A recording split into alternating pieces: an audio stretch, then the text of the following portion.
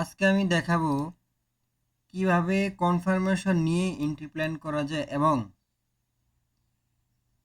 এটাও দেখাবো যে আমি কিভাবে বৃহস্পতিবারে টোটাল 4টা এন্ট্রি নিলাম, 4টার মধ্যে 2টা আমার স্টপ লস।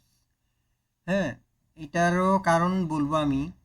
আর তো এইখানে মার্কেটে মার্কেটের প্রেসার কিন্তু বুলিশ যাওয়ার কথা ছিল।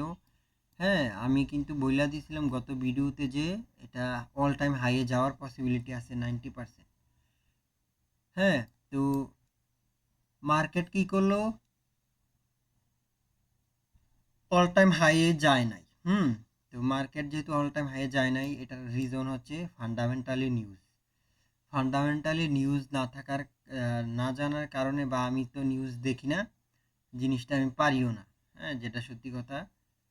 তো এই জন্য হইতেছে আমার ডাইরেকশন ঠিকই ছিল, কিন্তু মার্কেট নিউজের কারণে, মার্কেট কিন্তু নিউজ অনুযায়ী চলে, এটা বুঝতে হবে। মার্কেট সবসময়, দেখো, মার্কেটে যদি নিউজ অনুযায়ী চলেও, লিকুইডিটি ছাড়া মার্কেট কিন্তু মুভমেন্ট করবে না।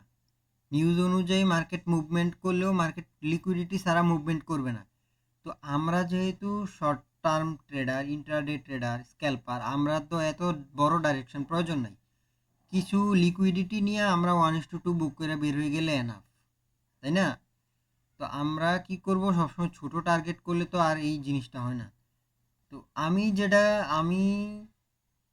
যেই এন্ট্রি প্ল্যান করলাম, আমি অনেক সময় মার্কেট নিউজের কারণে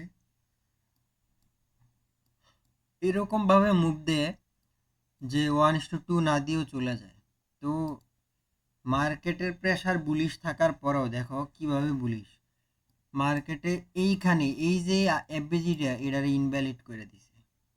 এটারে ইনভ্যালিড করা মানে মার্কেট এই লোডা নিব।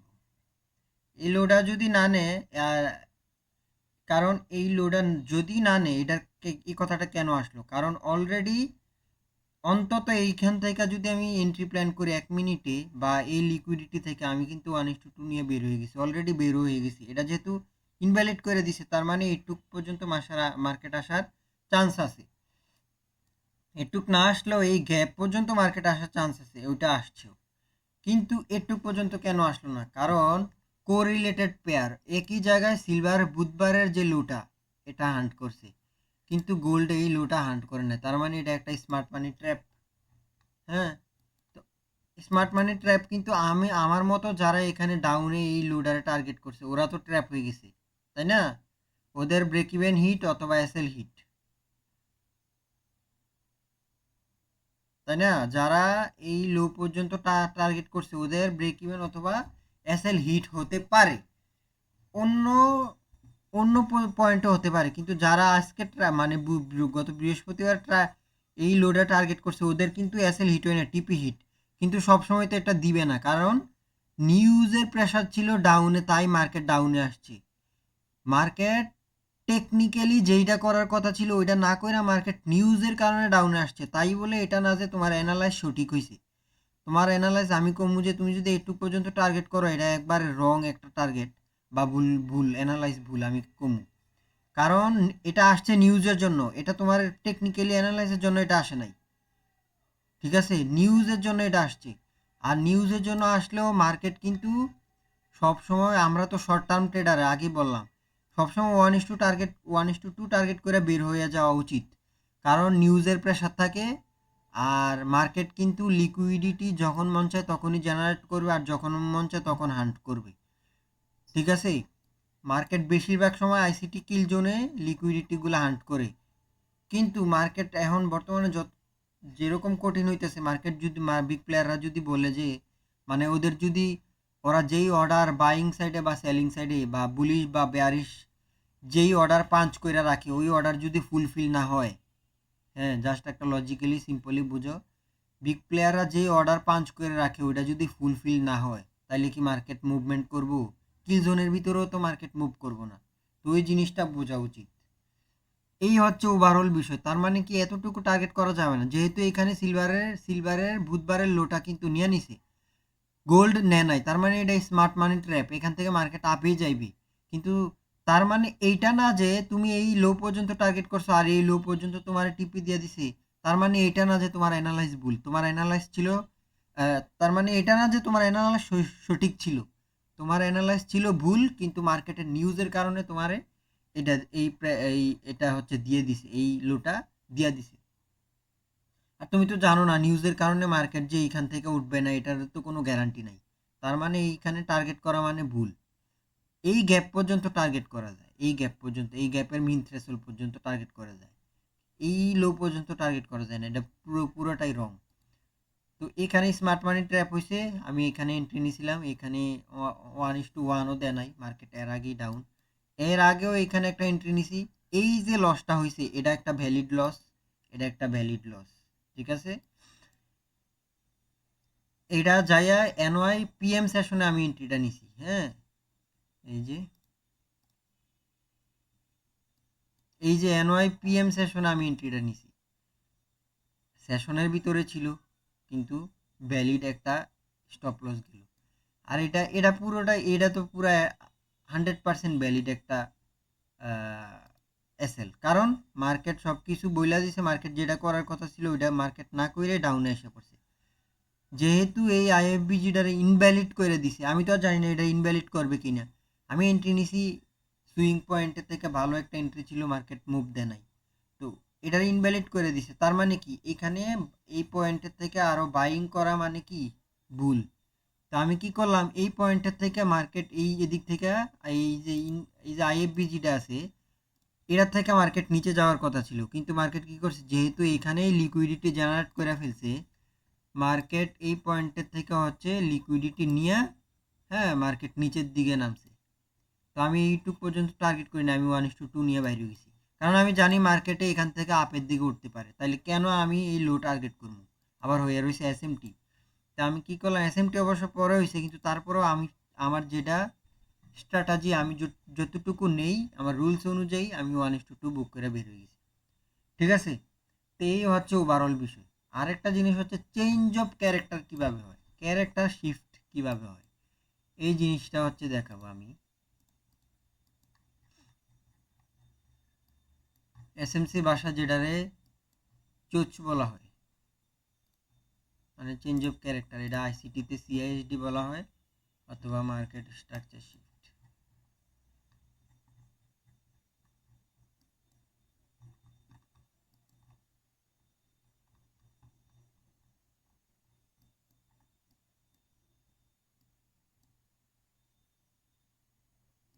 এই যে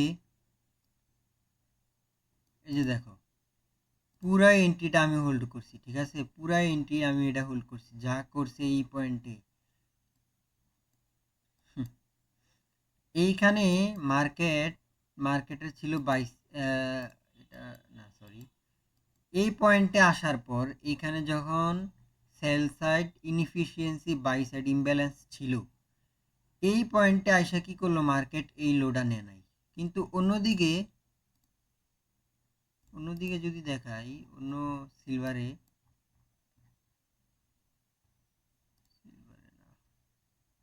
এই যে এটা কি একটা স্মার্ট মানি ট্র্যাপ, এই যে গ্যাপের মধ্যে মার্কেট ছিল, সেলিং প্রেসারের মধ্যে ছিল, সেলিং প্রেসারের মধ্যে থাইকেও মার্কেট কি করছে, বাই সাইড লিকুইডিটি ক্লিয়ার করছে, কিন্তু অন্যদিকে গোল্ড নেয় নাই। Correlated pair X A U U R, এটাও কিন্তু একটা কোরিলেটেড পেয়ার, এটাই হ্যাক, এই সিক্রেট কেউ দেখাবে না, আমি দেখাচ্ছি। তো মার্কেটে এই লিকুইডিটি নিছে, কিন্তু অন্যদিকে এই পেয়ারে কিন্তু নেয় নাই, হ্যাঁ, ওকে।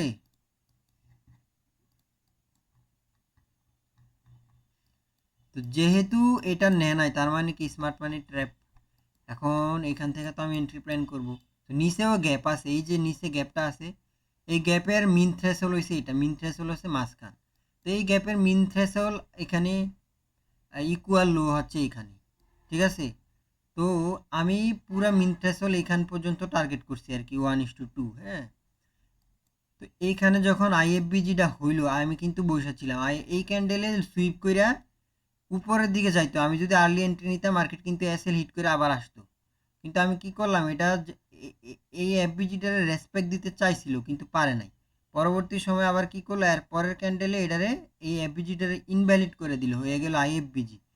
কনফার্ম হইলো, এখানে আমি কনফার্মেশন নিয়ে এন্ট্রি নিলাম, আমার এসএল ছিল এই হাইয়ের উপরে আর 1:2, বাস সুন্দর মতো বের হয়ে গেলাম। ঠিক আছে, এবার সেম এখানে আমি কিভাবে এসএল খাইলাম, আর এখানে হচ্ছে চেঞ্জ অফ ক্যারেক্টার হয়েছে, এই লোটা ব্রেক করার পর চেঞ্জ অফ ক্যারেক্টার হয়েছে। ঠিক আছে, এই হচ্ছে বিষয়। আর এই এফবিজি এই এফবিজির ভিতরে ঢোকার পর 1 মিনিটে মার্কেট কনফার্মেশন দিছে, এমনকি 5 মিনিটেও দিছে, এই যে দেখো।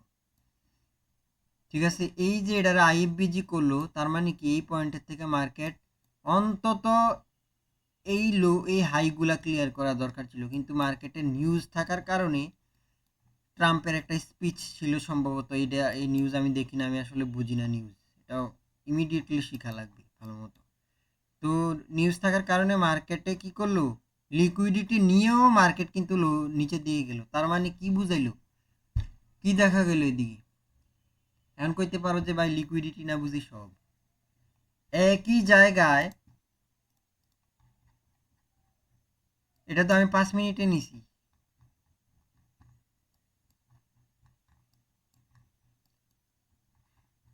লিকুইডিটি সব, হ্যাঁ, একই জায়গায় এই যে হাইটা, হ্যাঁ, এই ক্যান্ডেলের এই হাইটা হচ্ছে, এই যে এই ক্যান্ডেলটা, এই ক্যান্ডেলের হাইটা হচ্ছে এখানে এসে ব্রেক করছে, প্লাস এফবিজি ক্রিয়েট করছে, তার মানে আমি এই এফবিজি থেকে যদি এন্ট্রি নেই, আমার এসএলটা যদি এখানে থাকে,